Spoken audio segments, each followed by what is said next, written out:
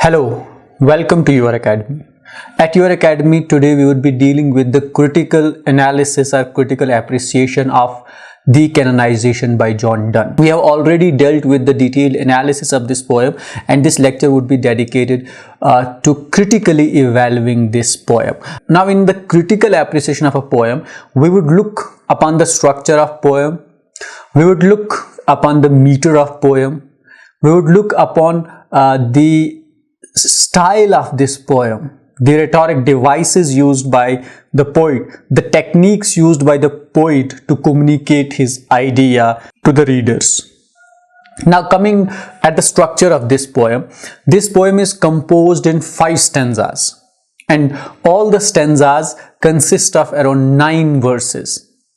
Since John Donne, he was a metaphysical poet, he was a rebellious poet, so he never followed the pattern or the traditions set by the poets. For example, he will not write the poem in a single metric form. It's not a single metric composition. The meter in his poetry would differ from pentameter to tetrameter to trimeter, and this poem, The Canonization, is no exception to that rule. For example, if we have 9 verses in a stanza, these 9 verses would be written, some verses would be written in, say, for example, pentameter, some would be written in tetrameter, some would be written in trimeter, though the pattern of syllables followed by John Donne would be iamb, where an unstressed syllable would be followed by a stressed syllable, but the meter would differ. For example, if we take this poem, The Canonization, first, third, fourth and 7th line in the stanzas of Canonization are pentameter.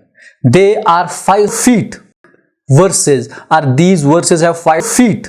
Now, what is pentameter? How do we study this pentameter, or how do we calculate the syllables or the number of syllables? If you want to know, you can refer to my lecture at Your Academy, which was delivered when we were dealing with the sonnets of William Shakespeare or the sonnets of Edmund Spenser. I have dealt there in detail that what is pentameter and how do we come to know that a particular verse is a pentameter. Now, in this particular poem, first, third, fourth and 7th verse is pentameter, and 2nd, 5th, 6th and 8th are tetrameter, which means that these verses would follow 4 feet, would have 4 feet, which would be equivalent to 8 syllables. 1 syllable is equal to 1 feet is equal to 2 syllables rather. And the last line, the 9th line, would be a trimeter, which would consist of 6 syllables are 3 feet. Now, that is the metric composition of this poem.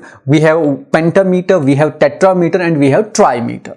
And the rhyme scheme of this poem is A, B, B, A, C, C, C and D, D. So, we have the first verse rhyming with the 4th verse, and 2nd and 3rd verse rhyme with each other, and then we have 5th, 6th and 7th verse rhyming, and then we have last 2 lines, that is 8th and 9th verse rhyming with each other. That was the rhyme scheme of the poem. Now, coming to the tune of this poem, the tune of this poem is full of anger, full of frustration. We find that the speaker in this poem is frustrated at someone who is attempting to stop him from loving a person. So that makes him angry. So he, in a fit of anger, would give arguments in support of the act that he is doing, that is in support of his love. तो उसमें वो जो है बुरी तरह से पड़ेगा उस speaker को, and his tune would be very harsh, would be very abrupt, would be full of anger, would be full of frustrations. And that frustration and anger in this poem is supplied with the wit and the intellect of John Donne. Now, when he would be arguing both as an intellectual and as a mad lover, जिसको हम दीवाना कहते हैं. एक दीवाने और एक intellectual के बीच में आके वो जो है आर्ग्यू करेगा. For example, in second stanza जब वो आर्ग्यूमेंट्स देता है कि which ship has been drowned by my sighs, or my cools have led to the rays of a tempest, whose ground has been overflowed by them, or जो veins हैं, the heat produced by my veins, have they led to an increase in the plaguey bill?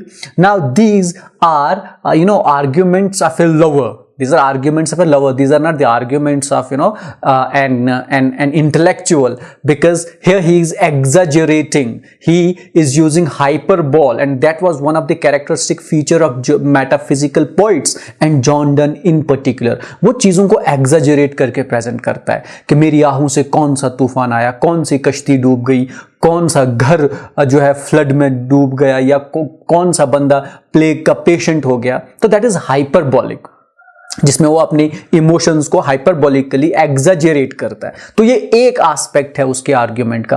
और जो दूसरा aspect है उसमें intellectuals आता है. जब वो फिनिक्स की बात करता है, that the phoenix riddle hath more wit by us, वो कहता है कि जो फिनिक्स की रिडल है उसमें जो इसेंस है वो हमसे है. और जब वो सेंट्स के साथ कंपेयर करता है, so that is a blend of emotions and intellectual is what this poem is all about. तो इस तरह से जो है वो आर्ग्यूमेंट्स जो है डेवलप करेगा, एक पोइट की तरह भी और एक लवर की तरह भी. तो ये था कि इस पोएम में जो आर्ग्यूमेंट्स प्रेजेंट किए हैं वो किस तरह से किए हैं जॉन डन ने. अब मेटाफिजिकल पोइट्स जो है वो मेटाफिजिकल कंसीट्स बहुत ज्यादा यूज करते हैं. These metaphysical poets would use many metaphysical conceit. Metaphysical conceit would be like far-fetched metaphors. In this poem, when he compares himself and his beloved with phoenix, that is an example of metaphysical conceit. And when he says that the lover would be canonized, that is another metaphysical conceit. When he says that there would come a time in future when people would invoke us, they will make a saint. So what he does, he compares the lovers to a saint. So that is another kind of a conceit or a metaphysical conceit that he uses. Another thing that we would look at this poem is the rhetoric devices that John Donne has implied. Now these metaphysical poets, they use these rhetoric devices extensively, and this poem is no exception to that rule.